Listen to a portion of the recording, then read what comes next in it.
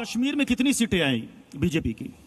देखिए, हम शानदार प्रदर्शन करेंगे हाँ, और सरकार बनाएंगे। मतलब कहें कि शून्य, कश्मीर में शून्य है, जम्मू में भले आपकी सीटें हैं। मैं सुप्रिया जी आपसे पूछना चाहता हूं, राहुल गांधी जी ने कहा कि यहां पर हम नफरत के बाजार में मोहब्बत की दुकान खोलने आए हैं। मुझे ऐसा लगता है कि एक व्यक्ति जिसने इस देश के 4,500 किलोमीटर पैदल नापे हैं, जिसने कश्मीर में पैदल चलकर एक नजीर प्रेजेंट करी कि अगर मेरी सफेद टी शर्ट लाल हो जाए मुझे फर्क नहीं पड़ता, मैं यहां चलूंगा, मुझे लगता है अगर वो मोहब्बत की बात कर रहा है, इसका साथ हम सबको देना चाहिए। और मैं इसलिए नहीं कह रही हूं क्योंकि मैं कांग्रेस की हूं या कोई ये बीजेपी के हैं। मुझे ऐसा लगता है कश्मीरी मोहब्बत की बात सीटों में तब्दील क्यों नहीं हुई? होती है, ऐसा नहीं है हर जगह नहीं होती है। अभी आप देखिएगा चुनाव नतीजे आएंगे, नील बटा सन्नाटा, इनका स्कोर आएगा, सरकार हम और हमारा गठबंधन बनाएंगे। ये मैं आपको लिखकर बात देके जा रही हूं। हरियाणा हम जीतेंगे, महाराष्ट्र हम जीतेंगे, झारखंड में दोबारा से हमारी सरकार हम बनाएंगे। और एक बात बस छोटी सी कहकर आप उसके बाद डिबेट को आगे ले जाइए। यहां पर सुनने को मिला कि हमारे जो गठबंधन के लोग हैं, हम सिर्फ अपना मुख्यमंत्री बनाने के लिए गठबंधन नहीं करते हैं। अरे आप तो ऐसे लोगों से गठबंधन कर लेते हैं। शाम को मोदी जी ने स्पीच देके कहा 70,000 करोड़ रुपए का घोटालेबाज है अजीत पवार। सुबह 7 बजे उनके साथ आप शपथ ग्रहण समारोह में शामिल हैं। तो आपकी बातों का, आपके कृत्यों का, आपके आदर्शों का, आपकी राजनीति का एक ही नाम है, मौका परस्त राजनीति। सुधांशु जी जवाब देना चाहेंगे? नटवर सिंह विदेश मंत्री रहे थे, उनकी किताब one life is not enough में उन्होंने खुद लिखा है कि हमारी सरकार में अमेरिका का इतना हस्तक्षेप था, अमेरिका नहीं चाहता था कि मैं विदेश मंत्री बनूं।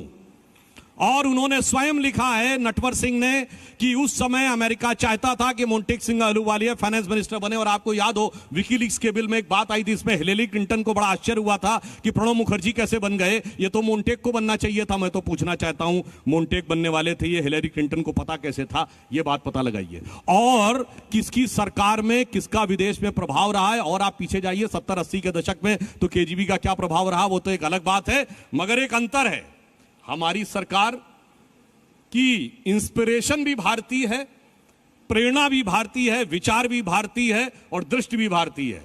हमारा कोई इंस्पिरेशन विदेशी नहीं है। हम बने भी आजादी के बाद हैं। हमारी पूर्ण प्रेरणा भारतीय है। और कम्युनिस्ट हो या कांग्रेस हो, इन सब की कहीं ना कहीं सोच में कॉलोनियल मैं अगले टॉपिक एक मिनट, नहीं, इस पर मुझे एक जवाब देने की जरूरत है। इन्होंने कहा हम बने भी आजादी के बाद हैं। आजादी के आंदोलन के वक्त तो आप माफीनामा लिखते थे, मुखबिरी करते थे, पेंशन लेते थे, एक एक शहर में जिंदगी गुजार देते थे। आप तो भारत छोड़ो आंदोलन जो महात्मा गांधी ने शुरू किया, आपके जो सबसे आराध्य हैं श्यामा प्रसाद मुखर्जी जी, वो चिट्ठी लिखकर बोलते थे इस आंदोलन का दमन कैसे करो। तो आप कैसे भारतीयता की, राष्ट्रीयता की बात भी कर सकते हैं? आप तो वो पार्टी है जिसके सबसे आइडियोलॉजिकल फाउंटेन हेड आरएसएस ने 52 साल तक तिरंगे को अशुभ कहा और तिरंगा नहीं फहराया। और ये मैं कोई तथ्य बना तो रही नहीं हूं, ये सार्वजनिक रूप से गठित तथ्य हैं।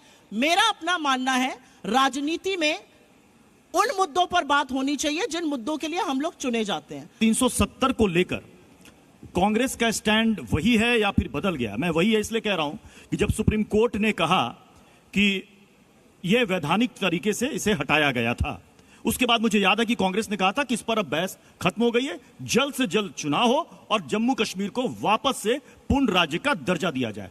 नेशनल कॉन्फ्रेंस ने साफ साफ मैनिफेस्टो में कहा है कि 370 की वापसी। अब आप उनके साथ अलायंस में हैं, अब ये बताइए कि आपका भी स्टैंड वही है? ये माना जाए कि कांग्रेस चाहती है 370 की वापसी हो? कांग्रेस पार्टी एक स्वतंत्र पॉलिटिकल पार्टी है। कांग्रेस पार्टी का CWC हमारी हाईएस्ट डिसीजन मेकिंग बॉडी है। और जिस वक्तव्य का आपने यहां पर उल्लेख किया कि जल्द से जल्द चुनाव हो, पूर्ण राज्य का दर्जा दोबारा दिया जाए, बिल्कुल हमारा स्टैंड वो तो है। 370 की वापसी नहीं चाहती कांग्रेस? बिल्कुल नहीं, हमारा स्टैंड पूर्ण राज्य का दर्जा और निष्पक्ष फेयर इलेक्शन है जम्मू। तो फिर आप उस पार्टी के साथ अलायंस में जो 370 वापस चाहती है? ऐसे बहुत सारे अलायंस होते हैं जो देश काल परिस्थिति को देखकर किए जाते हैं और देश काल परिस्थिति को देखकर इतने विभाजनकारी और इतने नफरती लोगों को देश काल और परिस्थिति को देखकर बीजेपी भी पीडीपी के साथ कर लेती है अलायंस। बात समझाने की इसलिए दूर रखना जरूरी है ऐसे लोगों को। देश काल परिस्थिति ऐसी है कि चुने हुए मुख्यमंत्री कहते हैं बटने और कटने की बात करते हैं। जब आज फर्रुखाबाद में 2 लड़कियों की लाश आम के पेड़ से लटकी हुई मिलती है तो एक शब्द नहीं बोला जाता है। आप रेप पर राजनीति करेंगे, उत्तर प्रदेश में कुछ नहीं बोलेंगे। आप बटने और कटने की बात करते हैं, आप आपसे क्या उम्मीद की जा सकती है, ये मैं जानना चाहती हूं बीजेपी से। चलिए, मैं चाहूंगा कि सुधांशु जी सबसे पहले तो उस सवाल का जवाब दे दीजिए कि 370 हटने के बाद आपने कहा था कि आतंकियों पर लगाम लगेगी, नकेल कसेगी, लेकिन उसके बाद भी हमने देखा कि आतंकी घटनाएं बढ़ रही हैं। पीडीपी के सरकार साथ रहते हमारी सरकार में हमने ऑपरेशन ऑल आउट चलाया था। जब पीडीपी के साथ हमारी सरकार थी उसके रहते हुए हमने ना हुर्रियत नेताओं से खुद बात की ना उनको पाकिस्तान से बात करने दी। पीडीपी की सरकार रहते हुए हुर्रियत के नेता दिल्ली आते थे ईडी के सम्मन पर, एनआईए की पेशी में, इनकी सरकार में रेड कारपेट वेलकम के साथ आते थे। तो हमने पीडीपी सरकार रहते हुए किया और उसके बाद जो किया वो तो सबको दिखाई पड़ता है, इसमें तो कहीं कोई किंतु परंतु की बात नहीं। अब रही बात इनकी, जो इन्होंने बात कही कि हमारे मुख्यमंत्री जी ने कहा बंटने और कटने की बात, तो ये तो हकीकत है। ये बताइए, उन्होंने बांग्लादेश का उल्लेख किया, केवल 80 साल पहले जो सोशल कॉन्फ़िगरेशन पश्चिम बंगाल में था वही पूर्वी बंगाल में था। तो 75% SC ST OBC थे ना, वो तो आज के बांग्लादेश और पाकिस्तान में भी थे। कहां चले गए? कट गए या कन्वर्ट हो गए? यही तो हुआ ना। कट गए से क्या मतलब है? हाँ, बता दो, कट गए मतलब काट दिए गए या कन्वर्ट हो गए, दो ही ऑप्शन है। अदरवाइज उनकी संख्या जो 32% थी, अगर आज 7% पे आ गई तो वो 25% जमीन खा गया। और मैं एक और बात साफ कहना चाहता हूं, वो 20% को आप कभी नहीं बांट सकते जात बिरादरी में। वहां तो 20% इंटैक्ट, 20% अपना है, 80 में टुकड़े करना है। 20% को हमास और फिलिस्तीन तक जोड़ के रखना है। कांग्रेस वर्किंग कमेटी का फिलिस्तीन पे प्रस्ताव है। मैं पूछना चाहता हूं राहुल गांधी का, देखिए बांग्लादेश के ऊपर ट्वीट, उसमें कहीं हिंदू वर्ड नहीं है, कह रहे हैं लॉ एंड ऑर्डर स्टैब्लिश होना चाहिए। और हमास पे ट्वीट देखिए कितना लंबा लिखा हुआ है, अत्याचार हो रहा है, मारे जा रहे हैं, बलात्कार हो रहा है, फलाना हो रहा है, धमाका हो रहा है। बस ये समझने के लिए काफी मैंने है। आपको सुप्रिया जी, एक मिनट, मैंने आपको ये बात, एक मिनट, मैंने इनको ये झूठ परोसते हुए कुछ मंचों पर देखा है, तो इनके झूठ का पर्दाफाश करूंगी।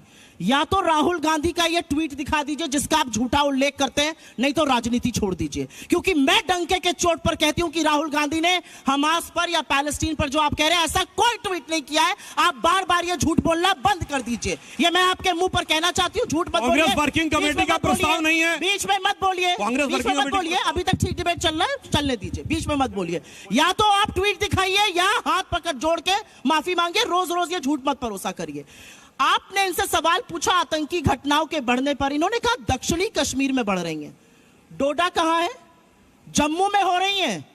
आधे से ज्यादा आतंकी घटनाओं जिनका मैंने उल्लेख किया वो कश्मीर में नहीं, वो जम्मू में हो रहा है। और ये चिंता करने वाली बात है। इन्होंने, और आप तो संसद में और संसद में रहकर झूठ बोलते हैं।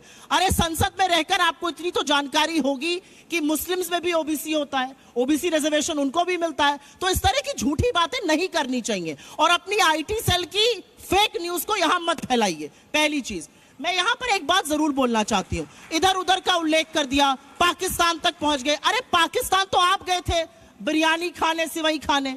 पाकिस्तान की आईएसआई को हमारी सरजमी पठानकोट में सबसे पहले मोदी जी ने आने दिया। आप किस तरह की बातें करते हैं पाकिस्तान से? असलियत यह है कि फेलियर ऑफ इंडियन डिप्लोमेसी, 78 साल हमने अभी आजादी के मनाए हैं, इससे पहले कभी नहीं हुआ है। We are completely secluded in our neighbourhood. Pakistan और चीन मिलकर क्या कर रहे हैं ये सबको पता है। वो एक्सेस श्रीलंका से आपने चीन को वहां एंट्री दिला दी। नेपाल की, आज नेपाल की हिम्मत है कि हमारा मैप बदल रहा है। और चीन जो ना सिर्फ हमारा मैप बदल रहा है, हमारी सरजमी में अंदर घुसा हुआ है। ये आपके सांसद कह रहे हैं, ये लद्दाख के लोग सड़कों पे उतर के कह रहे हैं, उसका नाम लेने की आपकी हिम्मत नहीं है। अरे चीन को लाल आंख दिखानी थी, लाल शर्ट पहन के स्वागत नहीं करना था चीन का। महाबलीपुरम में शहनाई नहीं सुननी थी चीन के साथ, साबरमती में झूला नहीं झूलना था चीन के साथ। चीन को लाल आंख दिखाने की बात हुई थी ना, कहां है वो लाल आंखें? पाकिस्तान की बात करेंगे। सुधांशु जी ने लगता है कि कोई ट्वीट पहुंच गया। एक सिंपल सी चीज पूछना चाहती हूं, क्या हमारा देश, भारत के लोकतंत्र पे मुझे बहुत विश्वास है, किसी की भी सरकार बने, भारत के लोगों में एक इन्नेट विजडम है। भारत का लोकतंत्र और भारत के लोगों के डीएनए में जो लोकतंत्र है उसका आप अपमान करते हैं ये कहकर यहां पे लोग कट जाएंगे। बिल्कुल नहीं कटेंगे। यहां पर अगर वो परिस्थिति कभी बन नहीं सकती है, क्योंकि इस देश के लोग, लोकतांत्रिक लोग, वो परिस्थिति नहीं बनने देंगे। बार बार आपके मंत्री ये क्यों कहते हैं यहां बांग्लादेश हो जाएगा, ये कौन सी बात होती है कहने सलमान की? खुर्शीद ने भी तो एक वक्त कहा था। गलत कहा था। आप किसानों पर, क्योंकि पता है हरियाणा का चुनाव होना है, बलात्कारी और हत्यारा मैडम ने कह दिया तो उनको प्रेस विज्ञप्ति जारी होकर पलड़ा झाड़ लिया गया। तब ये तो इस गलत मामले है। में, बांग्लादेश के मामले में, चाहे वो सलमान खुर्शीद का बयान हो या कंगना रनौत का बयान हो, कांग्रेस ने सलमान खुर्शीद के बयान से पल्ला झाड़ लिया, किनारा कर लिया आपने कंगना रनौत के बयान से। नहीं, लेकिन ये इन्होंने बताइए किसान कि पर पल्ला बांग्लादेश का जिक्र हिंदुस्तान के परिप्रेक्ष्य में क्यों? मतलब क्या अगर बटेंगे तो कटेंगे, बांग्लादेश की हालत देख लो, गलतियां वैसी मत करना, तो मतलब आप बांग्लादेश से अपनी तुलना कर सकते हैं हिंदुस्तान की? इन्होंने कहा कि भारत में कोई कट नहीं सकता। ये कश्मीर में क्या हुआ था? कहा गया था ना, 5 लाख हिंदुओं से कहा गया छोड़ के चले जाओ और अपनी बेटियां छोड़ के चले जाओ। गिरजा टिक्कू के साथ सामूहिक बलात्कार करके आरे से काट दिया गया था। और मैं पूछना चाहता हूं, जानते हैं इन लोगों के मन में बांग्लादेश वाला एंगल क्यों है? ये बताइए इस चुनाव में। ये आपके मन में है। आपके लोग बांग्लादेश बांग्लादेश जपते हैं। हमने तो पाकिस्तान के 2 टुकड़े करके विश्व का भूगोल बदल के बांग्लादेश बना दिया था। आपकी ये नियत आ गई कि आप बांग्लादेश बांग्लादेश बता रहा हूं। चुनाव हो रहे थे भारत में, पाकिस्तान बांग्लादेश के अखबार डेली स्टार में आर्टिकल किसने लिखा? शशि थरूर ने। आर्टिकल का शीर्षक क्या है? Modi has to go. क्यों लिखा बांग्लादेश के अखबार में? अब मैं बताता हूं क्यों लिखा। आपको पता है इस लोकसभा चुनाव में सबसे बड़ी जीत कौन सी लोकसभा में हासिल हुई है? रिकॉर्ड किसका है? धुबरी कॉन्स्टिट्यूएंसी असम में, जहां कांग्रेस के रकीबुल हसन 10,25,000 से जीते हैं। और असम में धुबरी को कहा जाता है मिनी बांग्लादेश। और वहां पर एआईयूडीएफ के चीफ बदरुद्दीन अजमल, जो हमेशा जीतते थे, एआईयूडीएफ के बारे में यह धारणा है कि वो बांग्लादेशी घुसपैठियों की समर्थक पार्टी है, वो चुनाव हार गए और कांग्रेस 10,25,000 से जीती, राहुल गांधी के 3 गुने वोट से। इसलिए बांग्लादेश के अखबार में आर्टिकल लिखने वाले लोग आज पूछ रहे हैं बांग्लादेश से क्या मतलब है। और वैसे आप परमिशन दें तो मैं ट्वीट भी पढ़ के सुना सकता हूं। 1,33,000 से मोदी जी जीते थे, तो उनके कितना गुना जीते ये भी बता दीजिए। ये अलग बात है कि 10 लाख से जीते वाले थे मोदी वो भी बता रहा हूं। देखिए, सुधांशु जी, 1,65,000 से मोदी जी जीते, वो तो हार के समकक्ष था। और 1,72,000 से खानदानी सीट पे अखिलेश यादव जीते, वो तो शानदार ऐतिहासिक जीत थी। देखिए कितने सुंदर तर्क गढ़े जाते। अरे भाई, प्रधानमंत्री तो इतिहास गढ़ने वाले थे। मुझे एक शब्द, एक लाइन बोलने दीजिए, फिर आप बोलिएगा। इन्होंने यहां पर बांग्लादेश की बात करी, इन्होंने यहां पर बात करी कि फलाना कहां कट रहा था। जब 89 में यह हो रहा था, वीपी सिंह की सरकार को किसका समर्थन था? किसके समर्थन से विश्वनाथ प्रताप सिंह की सरकार चल रही थी? भारतीय जनता पार्टी के समर्थन से चल रही थी। ये चुप नहीं रह सकते हैं, इधर उधर की बातें नहीं कर सकते हैं। असलियत यह है कि आपने कश्मीरी पंडितों पर गंदी राजनीति करी और आज कश्मीरी पंडित खुलकर चुनावी मैदान में उतर कर ये बोल रहे हैं कि आज स्थिति ऐसी है कि आपने उनको बरगलाया, लेकिन वो अपने घर आज भी वापस नहीं जा सकते। चुन चुनकर उनकी हत्याएं हुई, आप चुप रहे। 6-6, 7-7 महीना उन्होंने प्रदर्शन किया राहुल बाला के उस पर, आप राहुल भट्ट के उस पर, आप चुप रहे।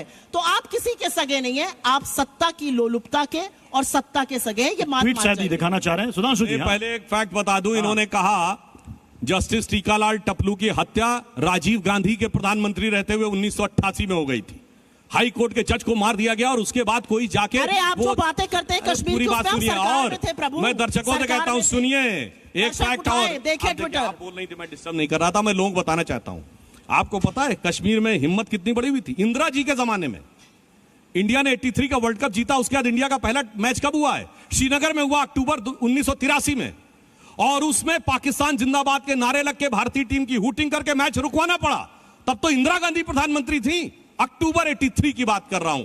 तो ऐसा नहीं है कि आप ये कहेंगे कि वीपी सिंह आए, कब ये बने? जनवरी 90 में। वीपी सिंह आए दिसंबर 1989 में, यानी 1 महीने में सब कुछ गड़बड़ हो गया और 10 साल से जो चल रहा था वो कुछ नहीं था। अब मैं ट्वीट बताना चाहता हूं। ये तो वाजिब सी बात है ना, अगर कुछ गलत हो रहा था तो आपको समर्थन वापस लेना चाहिए था। आपने नहीं लिया समर्थन वापस। उस समय सत्ता की लोलुपता में चुपके रहे। सुनिए, कम्युनिकेशन के साधन वो नहीं थे उस समय। जनवरी में हुई घटनाओं के बारे में जानकारी 6-6 महीने बाद पता चली थी। उस जमाने में एसटीडी फोन तक भी सीधे नहीं मिलते थे। जब लोग वहां से आए, महीनों बाद पता चला कि वहां हकीकत क्या थी। आज का जमाना नहीं था कि आपने मोबाइल पे जाके तुरंत वो कर दिया। और भारतीय जनता पार्टी ने तुरंत कश्मीर पैनल से अपना समर्थन वापस लिया था। और मई में वीपी सिंह सरकार की, मई 1990 में पूरी तरह आलोचना करते हुए अपने को अलग किया था और वीपी सिंह सरकार की कश्मीर पॉलिसी की आलोचना की थी। ये मैं जाके चेक करी, क्योंकि 3 महीने लग गए थे। यहाँ सुधांशु जी, एक सवाल पूछ सकती हूँ? एक सवाल पूछने दीजिए आपसे। अब सुन लीजिए, आप मुझे ये बता रहे हैं, यहाँ पर सारे हॉल को इतना मूर्ख समझ रहे हैं। आप घटक दल थे सरकार का और आपको 6 महीने लग गए कि देश के एक हिस्से में क्या हो रहा है। अरे कितना मूर्ख समझते हैं जनता को, इतना मूर्ख जनता को समझना छोड़ दीजिए। आपको पता लगा 6 महीने बाद, फिर आपका मूर्छित विवेक जागृत हुआ, 1 साल लग गया आपको समर्थन वापस लेने में। आपको सब पता था, आप सरकार को समर्थन दे रहे थे। आज जब आप उसको मुद्दा बनाते हैं और जब पकड़े जाते हैं तो कहते हैं 6 महीने पता ही नहीं लगा, मोबाइल फोन चलिए, इन्होंने कहा हम घटक दल थे, तो हमारे एक मंत्री के नाम बता दें वीपी सिंह सरकार में। झूठ बोलना इसे कहते हैं। घटक दल नहीं थे, हम बाहर से समर्थन दे रहे थे। घटक दल होना और समर्थन, अरे भाई हटा दिया था, क्यों नहीं गिरा लिया? अब सुनिए, इनके तो वो हैं सैफुद्दीन सोज, जम्मू कश्मीर कांग्रेस के अध्यक्ष रहे, और उन्होंने किताब में लिखा है जम्मू कश्मीर को भारत से अलग हो जाना चाहिए। जम्मू कश्मीर कांग्रेस का अध्यक्ष बोल रहा है, बताइए, हटाया इन्होंने, निकाला उनको पार्टी से बाहर। अध्यक्ष का बयान तो अधिकृत बयान होता है, और बाकी किसी ने क्या क्या बोला। अफजल गुरु हालात का मारा है, किसने बोला? मिनिस्टर रहते हुए शशि थरूर ने। याकूब मेनन की जुडिशियल किलिंग हुई, मणिशंकर अय्यर ने मिनिस्टर रहते हुए बोला। खैर वो सब छोड़िए, इन्होंने कहा था ट्वीट की बात, तो मैं बता देता हूं। देखिए साहब, आप ट्वीट की भाषा देख लीजिए। मोदी जी का ट्वीट है, My best wishes to Professor Mohammad Yunus for an assumption of this new responsibilities. We hope that early return of normalcy, ensuring the safety and protection of the Hindus and all other minority communities. अब राहुल गांधी जी का tweet देखिए। Congratulation to professor Mohammad Yunus on being sworn in as head of the Bangladesh interim government. A swift restoration of peace and normalcy is need of the hour. अब आइए साहब, Gaza के ऊपर उनका tweet देखिए। The killing of thousands of innocent civilians including the children in the Gaza and collective punishment of the millions of the people by cutting off their food, water, electricity supply are crime against humanity. The cycle of violence between Israel and Palestine must come to an end. बताइए, इसमें मुस्लिम शब्द कहां है? नहीं, बोलिए इसमें मुस्लिम शब्द। आपने क्या कहा था? आपने बोला था, आप झूठ बोल रहे थे, आप पकड़ लिए गए, अपनी ही ट्वीट में पकड़ लिए गए, अपनी ही बताई हुई ट्वीट में पकड़ लिए गए। राहुल गांधी ने क्या कहा? वहां पर रेस्टोरेशन ऑफ पीस होना चाहिए। इन्होंने क्या कहा था? आप एंकर हैं, आपने सुना सुप्रिया जी, आपने कहा था कि आप एक भी राहुल गांधी का ट्वीट मैंने बोला आप दिखाइए, मुस्लिम की बात करिए। अरे इतना ही नहीं मैंने बोला मुस्लिम की बात करिए। कांग्रेस वर्किंग कमेटी का फिलिस्तीन पर प्रस्ताव है कि इनकी झूठ बोलने की ऐसी आदत पड़ गई है। 1 मिनट रुक जाइए। अरे भाई, आप झूठ बोलने की ऐसी आदत मैंने शांति से बैठा। यूएनजीए पे प्रधानमंत्री जाते हैं, प्रधानमंत्री कहते हैं मैंने बाइडेन से डिस्टर्ब करने लगी। मैंने नहीं डिस्टर्ब किया। अब मैं पूरी बात कर लूं। अरे झूठ की आपकी थोड़ी कलई तो खोलने दीजिए। कांग्रेस वर्किंग कमेटी का प्रस्ताव है, सोनिया गांधी के अखबार में आर्टिकल है, प्रियंका गांधी का ट्वीट है, जय फिलिस्तीन करने वालों के साथ खड़े हुए हैं, और उसके बाद कह रहे हैं कि हाथ कंगन को फारसी क्या, पढ़े लिखे को फारसी क्या। बोलिए, कहते हैं कि मैंने बाइडेन से कहा बांग्लादेश में हिंदुओं की हत्या हो रही है। नरेंद्र मोदी का आज का स्टेटमेंट है, राइट, यूएनजीए के साइडलाइंस पर। बाइडेन के प्रेस नोट में तो ऐसी बात कही नहीं है। तो आप घर पर भी नहीं, आप जी के मंच पर ही नहीं, आप अब विदेशों पर भी जाकर झूठ बोल रहे हैं, जिसकी पुष्टि बाकी राष्ट्राध्यक्ष कर रहे हैं। मैंने क्या कहा था? राहुल गांधी का एक ट्वीट दिखा दीजिए जिसमें उन्होंने हिंदू मुस्लिम किया हो, मुस्लिम शब्द का प्रयोग किया हो। मैंने कहा हिंदू का नाम नहीं है, केवल रेस्टोरेंट ऑफ नॉर्मलसी है, और गाजा में कह रहे मारा गया, आज ये चलेगा ट्विटर पर शाम को। सुधांशु त्रिवेदी लगातार 10 दिन से झूठ बोल रहे हैं राहुल गांधी की ट्वीट को लेकर। आज चलेगा ये, आपका झूठ बार बार पकड़ा जाता है, आपको फैक्ट चेक बार बार किया जाता है, शर्म आपको आती है।